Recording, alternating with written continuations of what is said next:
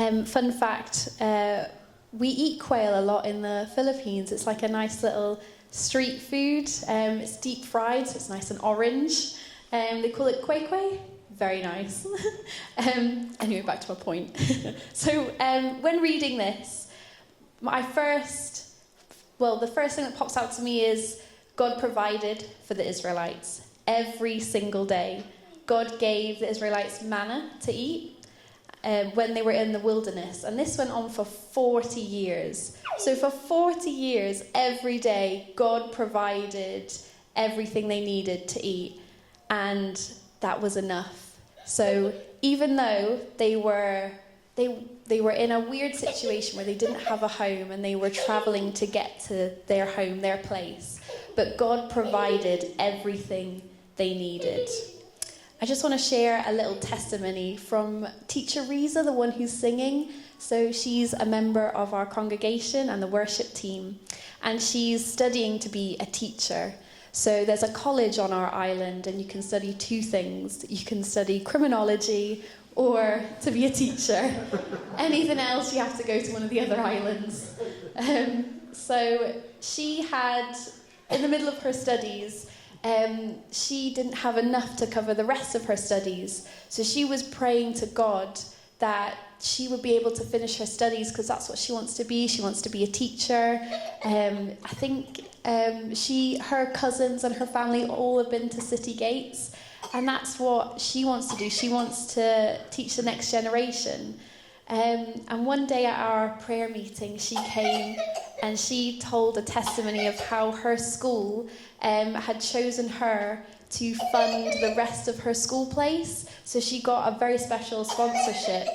And it just really encouraged me that it encouraged her that God was still walking with her, even though she was struggling to find the money. Then it came, and it made her realize that this is what God is asking me to do. I'm walking in God's purpose, and God is still with me. And I was just really encouraged by her testimony that God is providing for her, just as the Israelites were provided for. Again, my second point, the second thing that sticks out to me in this verse is God was with the Israelites. It says in the Bible, while Aaron was speaking to the whole Israelite community, they looked towards the desert, and there was the glory of God appearing in the cloud. So again, even in a difficult situation, they're not hungry because they're nice and fed with quail and manna. But God is with them. They're not certain what the future holds. They know it's the promised land, but what does that look like? But the whole time, God's feeding them and God's with them. And that is something that is encouraging if you're in a time that you're not sure about or you're uncertain about. If God was with the Israelites in the desert, He's going to be with you in this situation right now. Our Bible also says, it says in Exodus, they saved it until morning. This is their food, as Moses commanded, and it did not stink or get maggots in it. Eat it today, Moses said, because today is the Sabbath to the Lord. You will not find it in any of the ground. 6 days you are to gather it, but on the seventh day, the Sabbath, there will be none. So we recognize in this verse the importance of Sabbath and rest. The Israelites were frustrated and struggling and angry at God, but every week they took that day to rest and to remember God and His covenant with them. So they don't have a place to live, but they have God with them, and they have the importance of rest.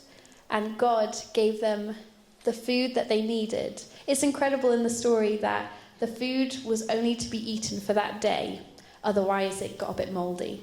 But on the Sabbath, they were allowed to collect more and use it for the Sabbath because that was a day of rest. So God allowed them to have their day of rest and to keep the promise. And that's something that I struggle with. I don't know about you, But there's so much to do, especially now that we're home. We've got washing to do. We've got to go to this church. We've got to go and see this family. Oh, this person wants to go for coffee. But actually, God made this day of rest for us. If he needed it, we definitely need it.